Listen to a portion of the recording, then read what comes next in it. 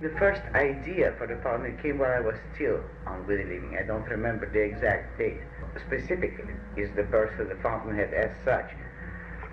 And this was the question in my mind about the difference between me and one girl I knew in Hollywood in pictures. It was a girl whom we met. She happened to live in the same apartment building, and she worked at RKO. She seemed to be enormously ambitious. She was definitely a Hollywood climber. And a question I asked her is, can she tell me what is her goal in life? She said, if nobody had an automobile, I would not want one. If some people have 2 automobiles, I want 2 automobiles.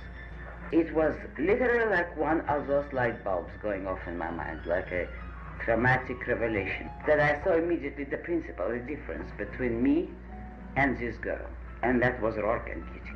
It was in the fall of 1935, after January 16 had opened, that I made my first notes for the novel. And I remember the date because my first notes I still have, and the date is marked on them. And then, of course, one of the first things I did was read Frank Lloyd Wright biography.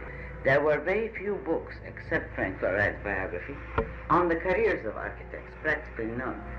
Then, while I was studying architecture generally, which was one line of work, the plot line consisted of now working out the theme in action.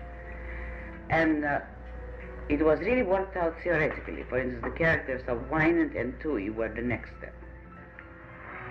The procedure of my thought was that if we take the ideal man as the center, that is really the theme of the story, that's Rourke, then in relation to him I show 3 other types in this way. That Rourke is the man who could be the ideal man and was. Wynand is the man who wasn't but could have been. Kitty was the man who wasn't and didn't know it. Toohey is the man who was not the ideal man and knew it. That was the definition for myself as to why I take these 4 as the key figures.